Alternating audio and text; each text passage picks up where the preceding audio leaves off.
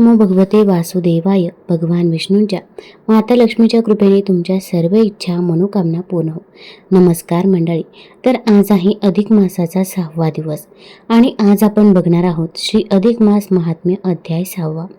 हा अध्याय पठण किंवा श्रवण केल्यामुळे आपल्या आयुष्यातील दुःख, दारिद्र्य, गरिबी ही दूर होत असते आणि आपल्या घरामध्ये सुख, शांती, समृद्धी येते. त्यामुळे व्हिडिओ स्किप न करता शेवटपर्यंत जरूर बघा. चॅनलमध्ये नवीन असाल तर चॅनल लाईक करा आणि सबस्क्राईब देखील करा. तसेच कमेंटमध्ये ओम नमो भगवते वासुदेवाय किंवा ओम महालक्ष्मी नमः लिहायला विसरू नका, जेणेकरून आपल्याला देखील भगवान विष्णूंचा आणि माता लक्ष्मीचा आशीर्वाद नक्कीच प्राप्त होईल. श्री अधिक मास महात्म्य अध्याय 6वा. कार्यारंभी प्रथम नमन श्री गणेशाते करुणा देवी सरस्वती सह चरण धरिले मी सद्गुरूंचे. हात जोडून केली प्रार्थना पूर्ण व्हावी मनोकामना. सिद्धीस जावे ग्रंथरचना तुमच्या वर प्रसादे. सूत सांगते शौनका दिकांना नारद पुसतसे नारायणा. काय कारणे वैकुंठ राणा आणि मलमासा गोलोकी. ऋषी सांगती नारदासे हेत धरुणी मानसी. आणले तया कृष्णापाशी करुणी काही विचार. श्रीहरी येता गोलोकात तेथील पाहून वैभव अद्भुत. भव्य प्रसाद रत्नजडित येते झाले महाद्वारी.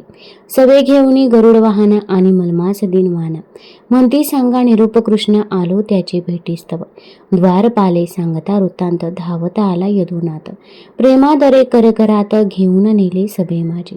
राजसभा ती गोलोकीची भव्य दिव्य रचना तिची. वर्णावी कशी तिची ख्याती अपुरे शब्द पडतात. रमा रमना दिले आसन स्वयंही बैसे जवळ येऊन. उभे करी कर घेऊन मंगल कुशल विचारती. काय कारणे रमावरा आलाच सांग माझे घरा. संगती कोण दीन पामरा आणलेस सांग सोबत. तव प्रथम कृष्ण स्तुती करीतसे तो रमापती. म्हणे गोलोकाचा श्रीपती. धन्य धन्य तू माधवा. तू अव्यय तू अविनाशी. तूच रचिले ब्रह्मांडासी. अनुरेणू व्यापून असशी दशांगुळे तू उरलेला. तू विश्वाचा सूत्रधार या आकाश तुझा आधार. तू आपल्या भक्तांवर करसी कृपा आगळी. तुझ्या कृपेचा विंझन वारा असे लागला ज्या पामरा. त्याचा दैन्य भार सारा दूर होय क्षणात. भवरोगाचे करण्या शमन तुझे नाम औषधी जाण. तेने तरले कित्येक जण बुडता भव सागरी. तुझी नाम नौका थोर भक्तासी नेई पैल पार. पतिंतांचा करी उद्धार कृष्ण नाम पावनते. सभोवतीचे सर्व सभाजन एकती ते स्तुतीस्तवन. म्हणती याचे काय कारण दोघे असता एकची. विष्णू कृष्ण दोन आकृती एकच ईश्वर तत्वांती. अपूर्व दोघांची ती शक्ती भिन्न पण त्यात कुठे. असे असता लोकव्यवहार म्हणून का हा आचार. ऐसा मनी करती विचार पाहुन कृती श्रीहरीची. तव कृष्ण दाखवे लीला श्रीहरीच्या पदी झुकला. वरचे वर उचलून त्याला गळा लावला श्रीहरीने. ती उभयंताची भेट पाहुनी गरुड आनंदला म्हणे. त्यानेही पुढे होऊन श्रीकृष्ण चरण वंदिले. गरुड हलकेच मलमासास सांगे वदी कृष्णपदास. तुझा उद्धारक त्याचे भेटीस तुझला येथ आणले. श्रीहरीची आज्ञा घेऊन मलमासासी पुढे घेऊन. गोपालाचे पदी घालून भेटवे गरुड राजतो. मलमास कृष्णपदी लागला अश्रू त्याचे वाहती डोळा. दैन्य विकल अवस्थेला पाहून काय कृष्ण पुसे. हा कोण कुठला प्राणी दुःख करी येथे येऊने. या लोकी तर ते शोधून दुःख दैन्य नामे. या गोलोकाच्या रहिवाशांना दुःख ते स्वप्नीही दिसेना. हा कोण कुठला दिनवाना आला कसा हा इथे. तव विष्णू म्हणती श्री अधुनाथा. सांगतो तुम्हा याची कथा. अधिक मास नावाने जगता हा विदित झाला असे. पृथ्वीवरी कालगणनेच्या 2 पद्धती. चंद्र सूर्य वर्षाच्या फरक दोहींत दश दिसांचा. प्रतिवर्षी पडत असे ती तुटी भरावयासी. योजिले अधिक मासासी 3 वर्षांनी अधिकासी.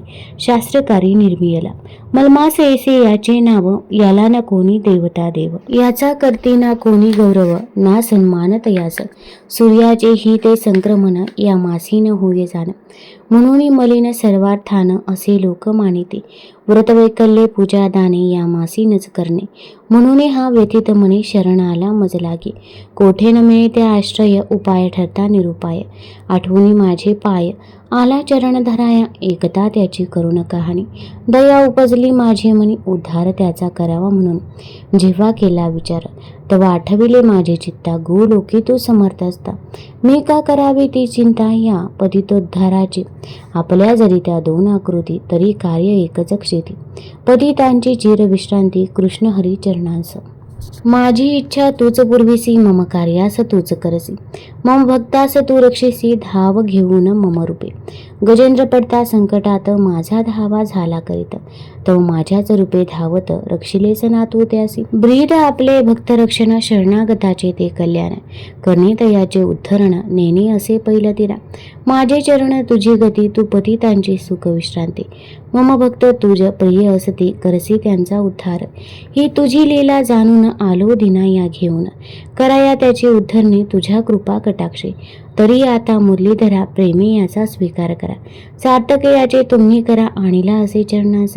ऐसे बोलून रमावर, जोडीता झाला दोन्ही कर. निज भक्तांचा घेत कैवार, तया उद्धारा कारणे. सुत गोलोकीचे वर्तमान, सांगती शोनका दिक्का जाण. नारद आणि ते नारायण, भाग संवाद सुखाचा. ऋषीवर म्हणती धन्य सुता, ऐसी व निवेदी हरिकथा. जी एकता सुख चित्ता समाधान होत असे, त्या श्रवणाची न होई तृप्ती, श्रवण तृष्णा वाढे अति. कथा सुधरसे होय शांती, अनेक चित्त सुखावे.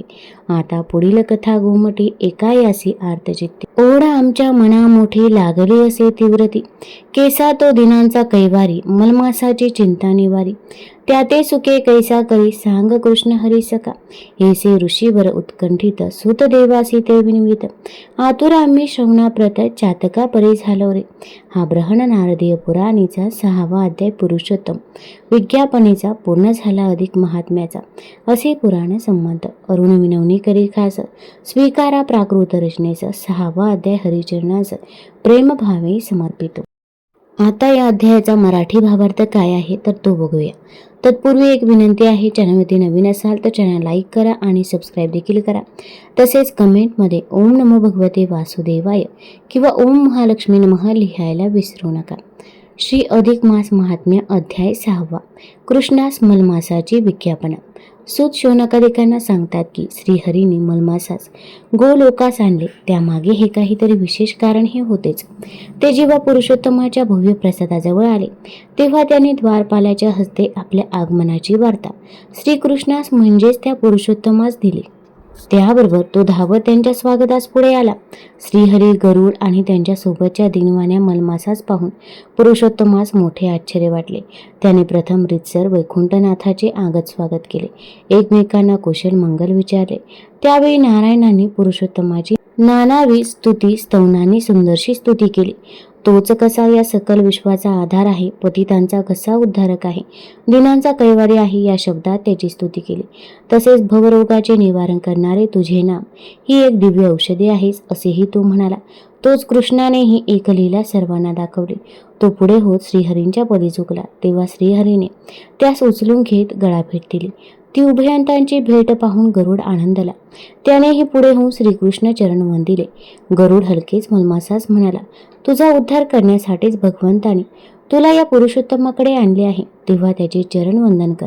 त्या सूचनेनुसार मलमास पुढे आला आणि त्याने शरणागत भावाने पुरुषोत्तमाचे चरण धरले. तेव्हा श्रीहरीस हा कोण, यास माझ्याकडे का आणले असे विचारले. तेव्हा वैकुंठनाथाने मलमासाची सारी कथा सांगून आता तूच याचा स्वीकार कर, त्याचा उद्धार कर अशी विनंती केली. हा ब्रहण नारदीय पुराणीचा पुरुषोत्तम चरणी मलमासाची विज्ञापना नावाचा 6वा अध्याय पूर्ण होतो. तुम्हाला जर हा अध्याय ही कथा आवडली असेल तर चॅनल लाईक करा, सबस्क्राईब करा आणि आपल्या मित्रपरिवारासोबत जरूर शेअर करा. धन्यवाद.